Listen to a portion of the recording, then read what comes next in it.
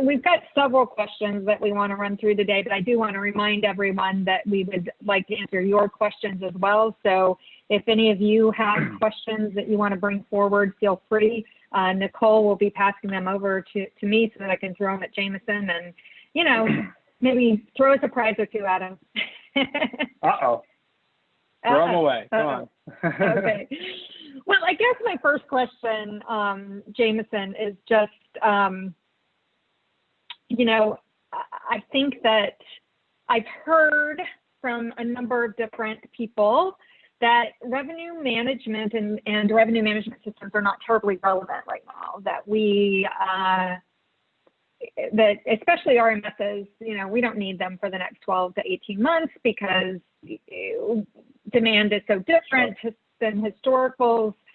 So what's your view on that? I mean, I even heard this week that, you know, some people are even moving to get rid of some of their revenue leaders and deinstall revenue management systems, which, you know, I assume ideas wouldn't agree with, but I'd love to know your perspective on that, and if you think that RMSs are relevant to our recovery. Yes, they are relevant to our recovery. I'm sure you think I'm biased, of course, but I'll go as far as saying I think they're even more relevant, right? You know, as we look at recovery.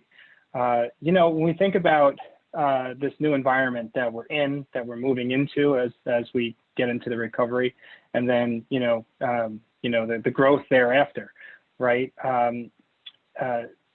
I think of something. I think of price being important now more than ever, right? What is that price point that captures the demand for your hotel? And that's going to be new, right? And I don't know if we know that yet, right? And with all respects to the humans, right, that are out there, a human cannot respond to changes as fast as an RMS can, in an unbiased way, right? You know, the human will make knee-jerk reactions. You know, I'm behind pace.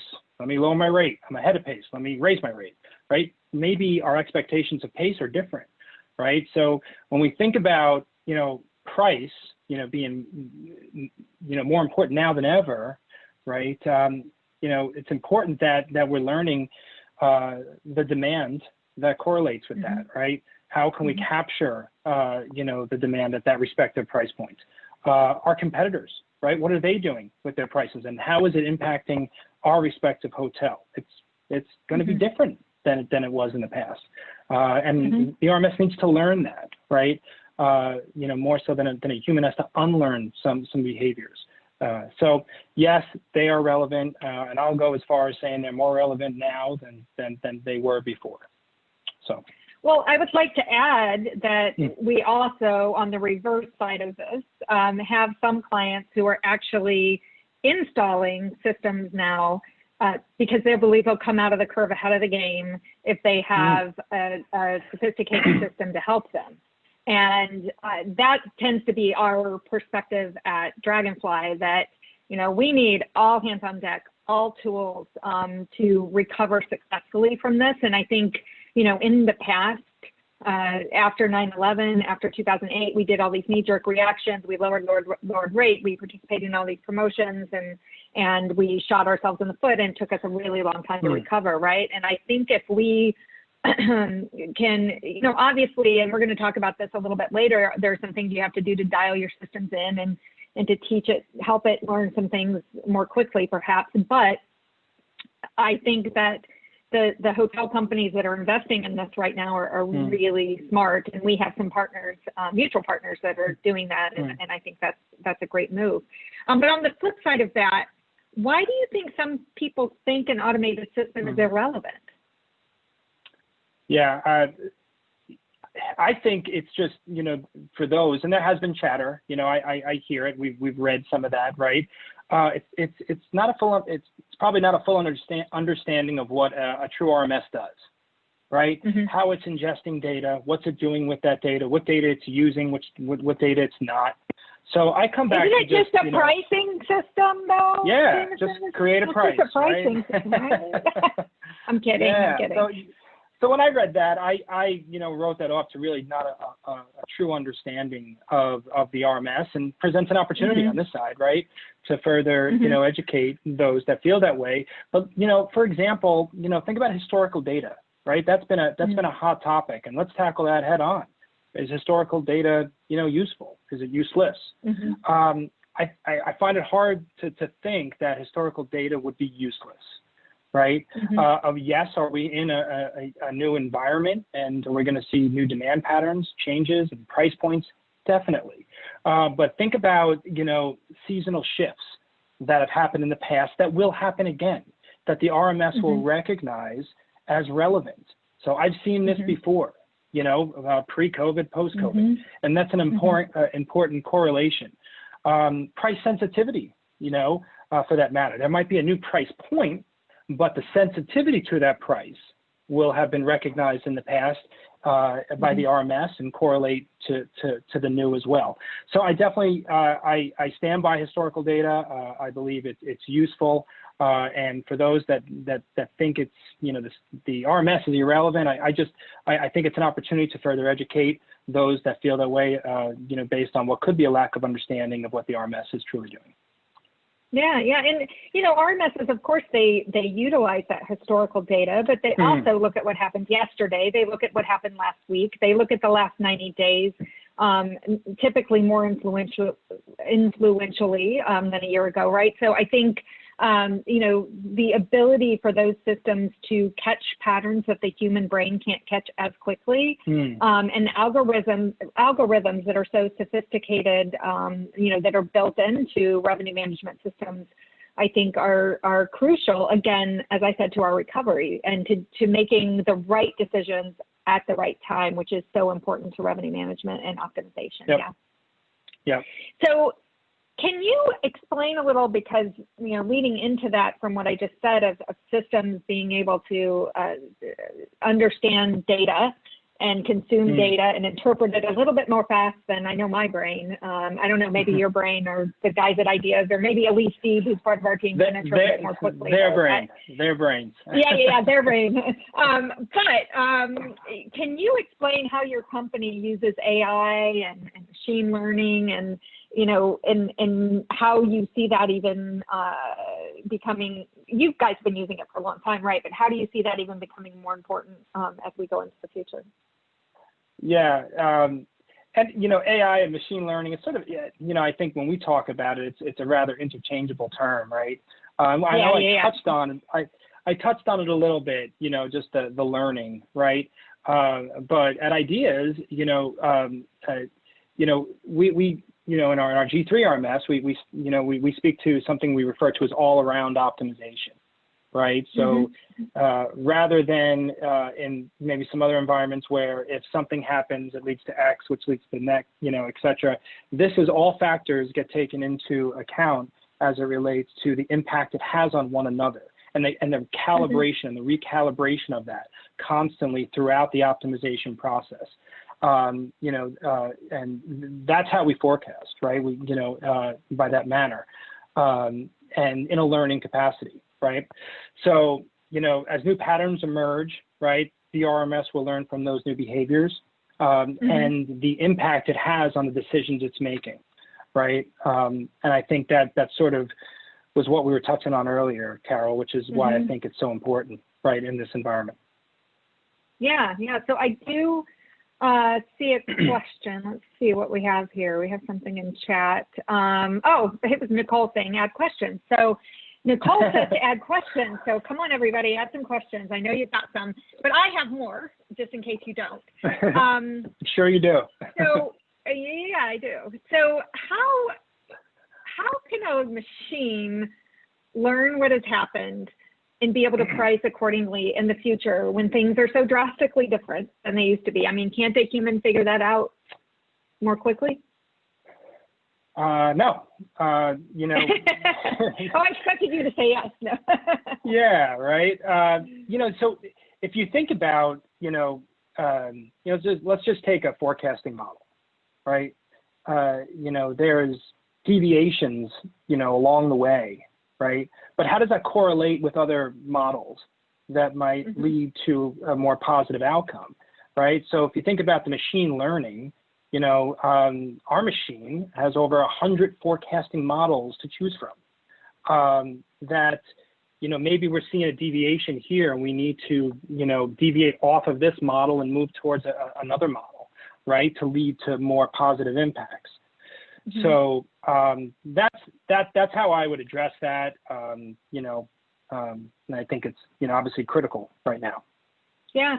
And, you know, there are different types of forecasts, right? So, you know, one of the things that revenue management systems are so good at is looking at unconstrained demand, right? And looking at that demand forecast, which I think is very difficult to do as a human, to take in, you know, comp set information and little changes to pick up or cancellation rate or wash or whatever, and to know that 365 days out, or, you know, however long you're set up to, right? And to be able to figure out what to do with that data.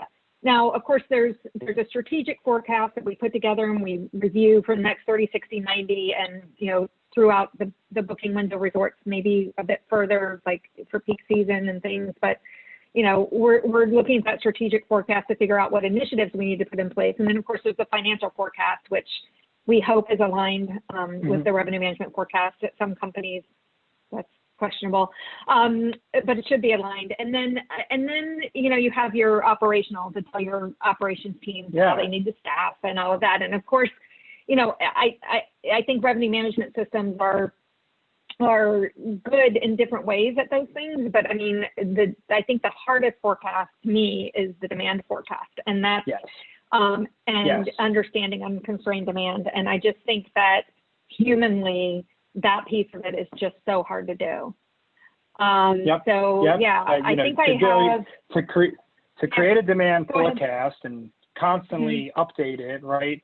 And then get granular with it, right? By segment, by day of week, by room type, right? Yep. Yes. Yeah, exactly. I do have a question. I believe it's a real question. Yeah. So we've seen several updates coming across G2 and G3. Can you recap what's been done to reoptimize the systems during and for the aftermath of COVID-19? Yep, and there's immense amount of communication being shared on this on some of our help pages, and actually within your respective you know, environment. So for those that are ideas users, please you know, look into this. Both what you can do in your system right now and how our systems are being calibrated or recalibrated. In short, we will be ignoring irrelevant data, right? So we look at it in two phases. It's the booking pace leading in, and then the actuals during. It's hard. We're not, you know, to say what those points are just yet. It's hard to say because we're not fully out of the woods yet, unfortunately. But that's the way we're looking at this, you know, that we use this period as, you know, ignoring the relevant periods of data in the forecast. Do you anticipate that? Do you anticipate that continuing, you know, pretty far in the future? Let's say, for example, this last Memorial Day, all these hotels opened up and all of them got this vast pickup in, like, you know, 3 days. Right, and sold out over the weekend, and they weren't because no one knew for sure if things were going to open up. So is that going to be similar in 2021 to look at that as well? I sure hope not. You know, and I don't think so. I really don't. I think it's that period of really, you know, no demand, nothing coming in, right? You know, we might, you know, I guess what maybe I meant, we're out of it now. Yeah. Yeah, what I meant was, you know, next year, I would say Memorial Day booking window is going to be longer than it was this year. So how does the system, I assume, and this is me assuming, and you can validate, and I know we're not going to get into a deep algorithm discussion here, but I assume that, you know, next year, as we're going into Memorial Day, that a system such as yours or the other RMSs out there, they're going to see that booking window increasing. They're going to see that pick up sooner, and therefore be able to make changes going into it versus expecting exactly what happened this year, this last minute pickup to happen in 2021, right? Of course, we can't let, if we did that, that's a recipe for disaster, right? If we just looked at last year. Now, remember, the RMS will take further back data than that, right? So, from Memorial Days prior, right? That's important to note. But back to the machine learning and the forecasting models and the deviations, and although, we might see a change of behavior for Memorial Day next year, that change of behavior might correlate to another time frame, right, that led to a positive impact in the forecast elsewhere, right? And that's back to the forecasting models. So, so it's not just like for like, in short, Carol. And I think you made a really good point there, because you said that they're not just going to look at last year, but they're going to have data from the year before as well, especially if you have historicals.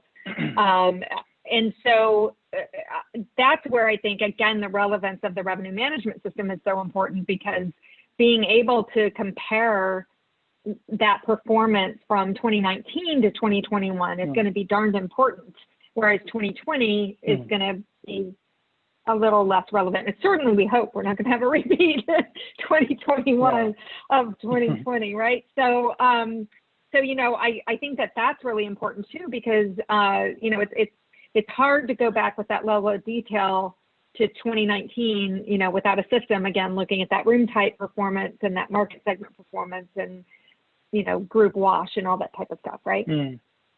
Yep. Yeah. So I have a question. Let's see here. Regarding dismissed data, are you going to dismiss data overall by date or by property, or is it something different? So think of we want to look at the booking pace leading into respective days impacted, and then of course the impacted days. Now, if we think of globally, those days are different, right? So that's important to take into account as we think of respective, areas around the world, right? Yeah. And even within the U.S., New York's going to look pretty different from Florida, from, Arizona, from California, regionally. Yeah. All right. So let's see. So moving on to something a little different. I know that Ideas has been doing some things with automated voice assistants. Hey Siri, what's my forecast? So, what do you think will be important in the future with that, and how can hotels take the most advantage of those types of tools? Yeah, well, voice, right? It's here, and if we think about just back of the house efficiencies, moving to the front of the house, right? Gone are the days where, and no offense to our GMs on the call, but gone are the days, or should be, where the GM has to, yell over to the respective revenue manager and ask how we finished last night, or how we're forecasting for tonight or tomorrow, right? That has been available within the RMS application, but we know that communication component, continues to take place, but it's greater efficiencies, right? Hey Alexa, how's my forecast for today, right? Hey Alexa, how did I finish last night, right? So that I think speaks to the involvement in efficiency in the overall practice, right? And then, taking your dorm away, to ask questions like that, right? If they're, by a GM or someone else that could, easily get it by another means necessary, means our respective revenue leader or whoever has to answer it is pulled away from something else that might be more strategic by nature, right? So it's overall an effort to, increase efficiencies. And what I say is, we have that in the back of the house in a lot of areas, and I think it's moving to the front of the house, which we are seeing. So do you think one day, let's say all of a sudden I have nor'easter hit in, Rhode Island, for example, and it had all these cancellations into the airport. And so I want to lower my rate tonight, and Ideas hasn't realized yet that the nor'easter Bertha hit in 2 hours in Charleston yesterday, right? That was a hurricane, but a tropical storm. That was weird. But anyhow, do you think it's going to be to the point where we can say, hey, Alexa, tell Ideas to lower my rate to $199 tonight or something like that. Is that coming? I think it's going to be quite some time for that. You know, it's a little scary too. Let me validate your ability to do that. Yeah. For the reasons you're scared, right, are the reasons it'll be some time. There's a big security component, right? You know, you know, for those that have the RMS, right, they know that not everyone can change a rate, right? Only select few can. And if we can just, you know, speak to it, we need to make sure it's secure enough, you know, that those authorized can do things like that. So I would say, will it ever come? You know, but will it come soon? I don't think so. Okay, got it. So, so what advice would you provide to commercial leaders in whatever, you know, role they oversee, whether that be a commercial leader that oversees sales, revenue, marketing, distribution, all of that, or even to revenue leaders? What advice would you give to them on how they need to manage towards recovery? Well, I touched on it a little earlier. I'll say it throughout the discussion is, you know, let's avoid the knee-jerk reactions, which are probably the hardest thing to do. And echoing that sentiment, you know, let's not abandon our process, right? Processes that were put in place, right? You know, odds are we had a process in place for making decisions by way of our forecast, demand, our price points, right? So let's think about our process and not abandon that just because now so-and-so is doing X, we should do X. I think we need to be careful there. I think we all need to remember it's okay to be uncomfortable, right? You know, this is the environment we're in. And then remember for those with an RMS, remember that the computer does not get uncomfortable. It's programmed to follow the process that's been put in place, right? You know, if we're in a manual the computer's not going to freak out. The computer's not going to freak out on you and go. Right. For those in a manual environment, really think about your data points that you're using to make your respective decisions, right? Does it, you know, everyone's providing data right now. There's immense amounts of data right now for us to look at. It's overload, right? But does the data that we're ingesting, does it correlate to, you know, demand? And if so, if I make a decision as a result of the data that I'm ingesting, will it lead to an outcome as it relates to revenue management, a revenue management decision? If I do X as a result of X, will it lead to, you know, Y? And if we don't know that answer, maybe we shouldn't use that data. So, you know, something I constantly, you know, speak about that, especially now in this environment. Yeah. So, going through to get to the relevant data. How does somebody do that? You think it's that you look at the data and can I make a decision off of this data? And what you said is it's probably not as relevant. Is that what you're trying to say? Yeah. Yeah. Well, you know, yeah. So if you think about, you know, obviously this is, you know, critical in an environment where you have an RMS, you know, ingesting data. Right. But, you know, for those that are in a manual environment where we have insight into tons of data, what I'm saying is really ask yourself, does the data that I'm ingesting, can I correlate it to demand for my hotel? So as a result of what I'm reading, I'm seeing, will this lead to demand up or down at my hotel? And if I can't answer that, maybe that's data I shouldn't be using. And then on the heels of that, if I can correlate it, do I know that if I raise my rate $5, $10, or lower my rate $5, $10, will it lead to a positive outcome? So that's how I think about using data in our environment, and that's how you know, the RMS will choose which data it uses and which is relevant. Just because it's out there, it's not just going to use it in an RM decision, right? Yeah. Okay. Yeah. All right. So I have a couple more questions here. One is, how can an RMS help evaluate the right price points for group business in our new landscape during and after recovery phases? And there's a second part to that. Do you recommend revenue and sales leaders look at other areas of the business to derive the right price for groups that might not have been utilized in the past? So, I think that's a good point because, group is going to struggle to come back, but we need base business now. So what are your thoughts around group? Yeah, so can you ask that second part of that question? Because I think that was really good. I just want to make sure I heard you correctly. Yep, hang on, let me get it back. So the second part of that question was, do you recommend revenue and sales leaders look at other areas of the business to derive the right price for groups that might not have been utilized in the past?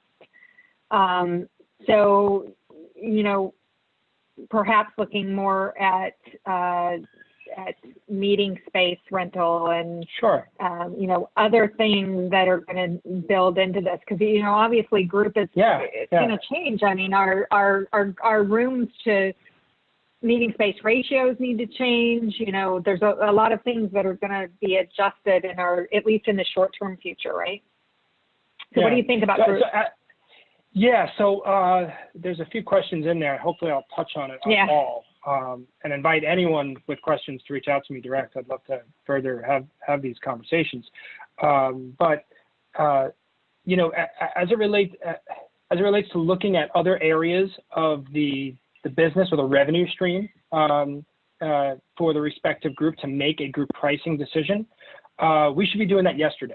Right, that is critical in making a group decision, that we look at all revenue streams to come up with a respective price point, both in the sense of incoming and outgoing. When we think about cost to doing business. So definitely, I think if you're not doing that, make that a practice. The RMS does do that, and make sure we're using that component within the RMS when we run our group evaluations, that the RMS knows what you know, so it can produce a respective price point. Ultimately, the RMS is going to produce a price point as it relates to displacement against a forecast.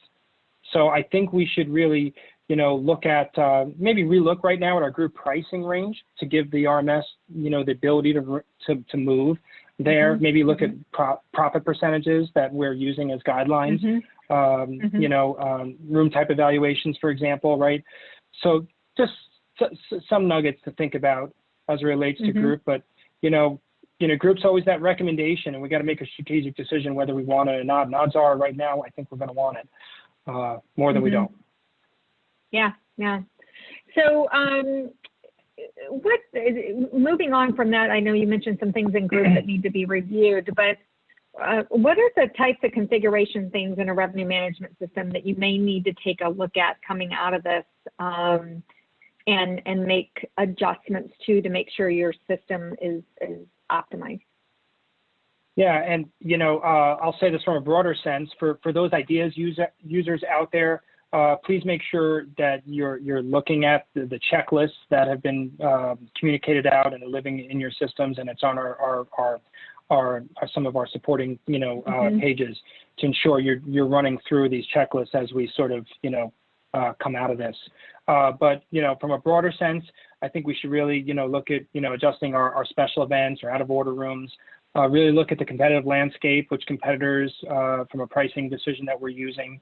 Are they still relevant? Are they still open? Or will they reopen again, right? Unfortunately, we have to think about things like that. If you've had overrides in the past, are those overrides still relevant? Probably not. We want to probably look at the past. We might want to think of notifications and alerts. We might want to be communicated differently within the system than we did in the past. Maybe even smaller changes so that we're aware of where in the past we didn't. So those are just a few, I would say, and I encourage everyone, from an idea standpoint, to look at the guidelines that we've set forth there for those in their respective, ideas environment. Yeah, great, thank you. Let me see. I think I saw something come up here. Let me see. Let me read it. It says.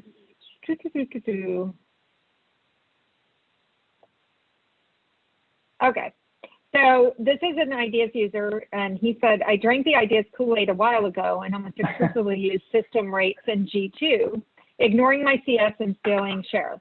Now in G3, I've been advised not to ignore CS data as it relates to rates, if everyone around me is dropping, will this cause ideas to drop more than it would if I was ignoring it? To your comp set. Okay, so the question is, if I ignore competitive data, should I ignore it or should I include it? Yeah, so it's kind of like, you know, if they're dropping and all my competitors are doing bad things, I'm just going to tank with them, or should I ignore them if they're doing that? Well, you want to include the data within the RMS, right? If we have that data, if we have a rate shopping feed, it can only, you know, I think, enhance the outcome. Much like decisions we're making today, to say we're not looking at our competitors to make a pricing decision, I think we all know that would not be the case. We are, right? I think we should really think about who our competitors are in this new landscape. Are they the right competitors? Maybe competitors that we didn't think were, truly, direct, impacting our respective demand and price points. Maybe they are now. That's something that I think we should think about. But it probably, requires a greater conversation that I would encourage directly with our ideas client relationship team to make sure we've configured our competitors appropriately, we're positioned appropriately, right? But I definitely say we use that data when we have it. Yeah. Okay, great. All right. So what do you think are some things that were done right in past downturns, and what were some things that were done wrong that we need to avoid this time? I'll reiterate, from a wrong standpoint, it's the knee-jerk reactions, right? Let's remember the process. It was built in place for a reason.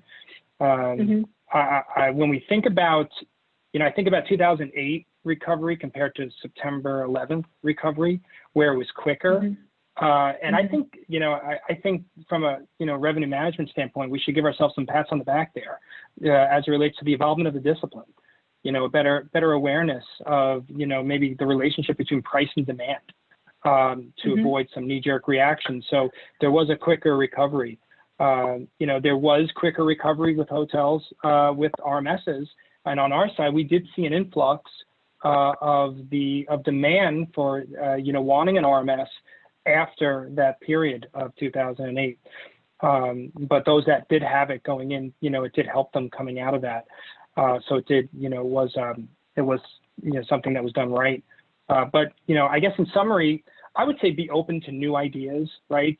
So, for those coming out of 2008, maybe the new idea was getting the RMS, right?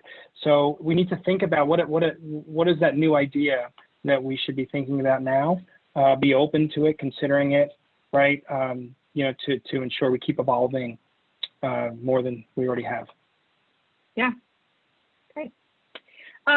So what piece of advice would you have for revenue professionals that have been furloughed or are actually even laid off? What advice do you have for them? And what do you think they need to be doing right now? What do you think they need to be doing to get their new opportunity? Just keep learning, right? I know it's hard, when we've been furloughed or laid off to challenge ourselves to stay as current as we can. And companies like Ideas and many others are providing a lot of information that's public, that's free to allow for continued advancement and learning during this period. With that, there's industry associations, obviously, that are providing that as well. Could be a good time to get a respective accreditation, right, along that banner of learning. So I think that's important as well. Staying up to date with all, trends, news, webinars, right? All those things, so that we're as current as possible for when we get back out there, so to speak. And along that thread, keep talking to your network, right? I'm seeing a lot of the posts on LinkedIn, and I'm sure in other areas. That's where I get most of my social, news from my corporate network, just, sharing that they've, been laid off or furloughed and looking to stay connected. If you know of any opportunities, I'll share a personal example. My brother was unfortunately laid off from his job. He worked for Sports Illustrated, and it took him a little while to write the LinkedIn post, a few paragraphs sharing, what happened, sharing what his thoughts were moving forward and what he's open to, as he expands his network. And the influx of comments and reach out that he's gotten from people during that time is everything from a pat on the back to an opportunity. Doing something has a better chance to leading to something than doing nothing. I can tell you nothing will lead to nothing, right? So, those are just a few nuggets, and I appreciate those that have connected with me during this time while they're, furlough and laid off. So. Yeah. Yeah, it's nothing to be ashamed of. Everybody is going through this in a very serious way. I mean, and it's not just the travel industry. I mean, I've got friends, top executives at advertising companies that have lost their very high-paying jobs. I've got friends that have lost jobs in radio and TV and in entertainment, and of course, big planners that are out there, and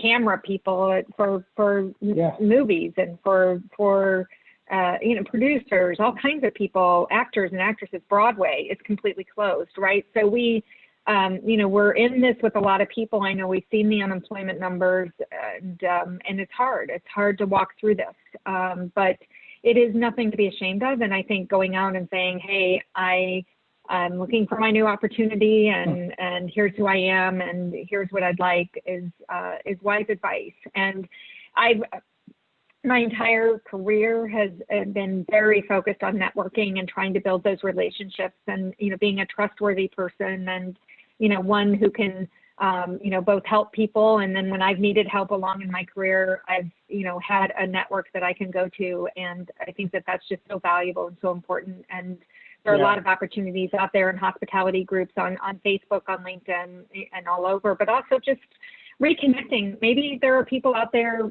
look past over your career that you haven't connected with for a while, and reaching out to them, having a conversation, and seeing how they're doing, and you telling them how you're doing. And I just want to encourage everyone that there's no shame in it. This is a tough time on everyone. Fortunately, we're in hospitality, as hospitality professionals, typically we are not a shy group, right? Yeah. So let's leverage that as a foundation to continue to connect and with our respective networks during this time. Absolutely. So I have another question. It said, during our downtime, is there a housekeeping list for configuration we should focus on outside of changes for COVID-19? So, are there like housekeeping things that we should do since we perhaps have a little downtime? I know some people are busier than they've ever been because other people have been laid off. But, during this time, what can we be doing to be sure we're ready when business comes back outside of COVID-19? Yes, and there is, and I would encourage those with ideas to make sure that they're looking at that list. There is both a list on what to do during this period, as well as how, checklists getting out of the period. But in short, and where is that found? In ideas? It's that. Yeah, I'll send you the link as well, Carol. So if you want to use for any communication post, but it's both within in the respective in your environment, as well as on our website, and shared with respective users. Okay. All right. Great. So I just want to remind everyone, if you have any more questions you want to submit, please do. So Jameson, I have a question for you. So how are sales going right now? I know you can't really tell me, but I mean, are people looking at this as an opportunity to install new technology? And how are hoteliers, how are owners, management companies looking at this? Because I would think this, I know that money's a tough thing and profitability and all of that, but it seems like we have some mutual clients who've taken this opportunity to invest. And do you think it's a wise time to do that? I do. I mean, I definitely do, and I'm sure you know I would say that. But yes, we are having active discussions. We've had very, very few discussions that simply have said, all those discussions in the past, let's rip them up. We're done thinking about this, right? So has there been a lot of, there have been some holding on transacting, of course, as you'd expect, but we are seeing a lot of net new as well, as groups might be using this as an opportunity to evaluate bringing on something, back to that, be open to new ideas, right? Or maybe reevaluate what they have. And whether it's an RMS or other environments, we're seeing that as well. Sort of the, let's really look at, what's out there, what's best for us, what's best in class, right? And we're seeing those conversations take place and continuing to advance. So we're seeing a lot of activity. Our teams remain very busy with some great meetings with a lot of our prospective clients. So it's very encouraging. Great.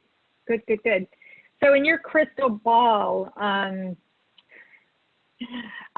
know you're not STR, but how do you see recovery happening? I mean, it just seems so, you and I are both in the New York market, so in New Jersey, New York, I mean, we've just seen the worst of the worst here, right? And we haven't even in New York City even started opening up yet. So a lot of the rest of the country saw some great peak stuff going on over Memorial Day, and it's seeing, I'm seeing some hotels that are definitely picking up a lot faster than others. But, from a long-term perspective, just what are your general thoughts around all this? Yeah, from a long-term perspective, I and hopefully like you and many of us out there feel good about the long term, right? That we will get out of this. Travel will be back and bustling as it ever was, right? We'll see, occupancy levels and hopefully, rate levels to follow thereafter. But so from a long-term perspective, making a profession within this space, I'm not concerned, in that regards. As it relates to short term, I think it's going to be phased, right? Based on, respective geography and, maybe segment, drive markets. Certain segments of the business will obviously be later to come back. One of the things I think about is think of corporate travel as an example. And we all know that we're on the cusp of entering into pricing season, right? For many of our corporate accounts, how do we attack pricing season? Is there a pricing season? Do we just carry over rates? And say it's impossible for both parties to review pricing next year out, given the current environment that we're in.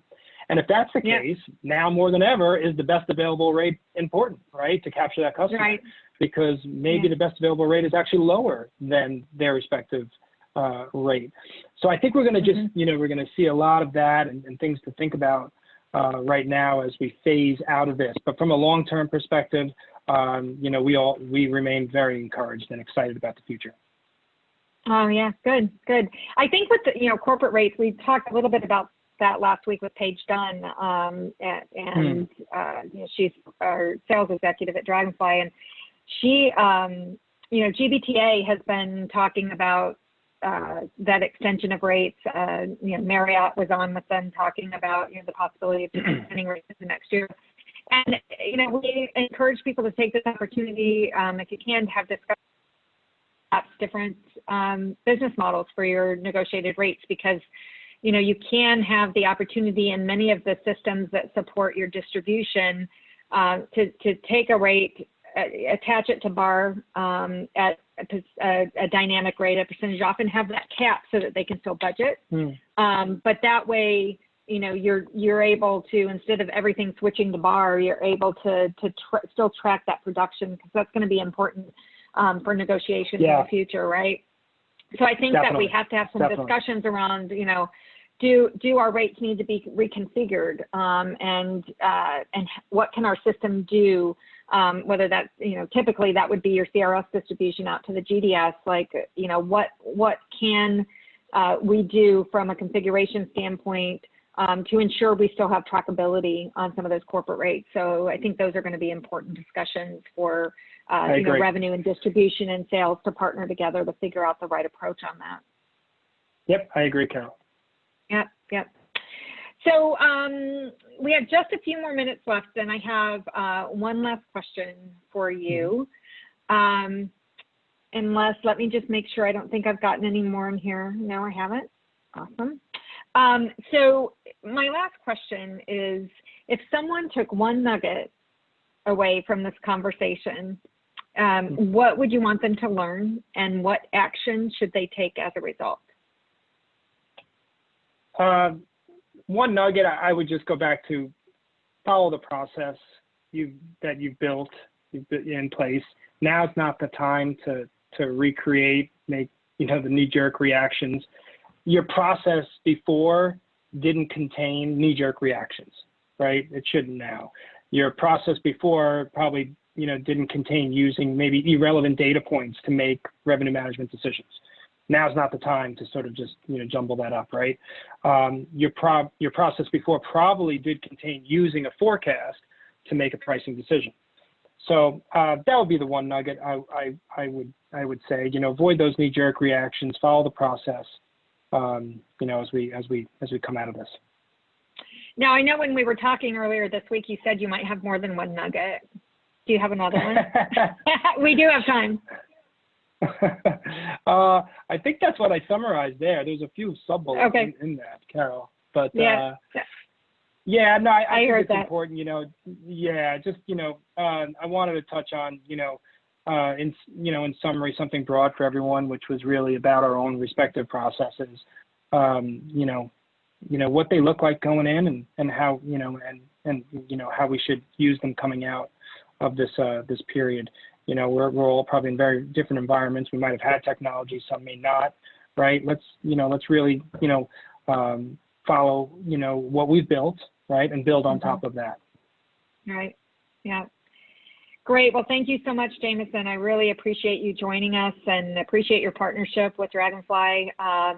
Everyone, we have this series continuing next week at 2 p.m. We'll have Marisa Thompson, who's our executive head of marketing at Dragonfly, and she has lots of great marketing ideas to share with you and a lot of good advice on how we can approach posting housekeeping, sanitization on our website, which we never thought we would be doing, and that type of thing. And, what's the message we need to be saying? What's the tone? How can we be consistent? How can we communicate? How often should we communicate right now? When should we start selling certain things again, and marketing certain things again, and checklists of things that you need to take a look at in your marketing side of things. And then in June, we just released the people that will be on in June, on Thursdays in June, and we have topics such as networking for success and partnering with others. We have topics regarding opening and pre-opening and reopening coming up. We have distribution focus. So there's a lot coming down the pike, and we're looking forward to hosting you in the future. For the future, if you register for the series, you'll get reminders as well. So thank you so much.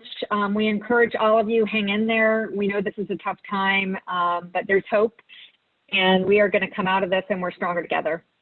Take care. Bye-bye.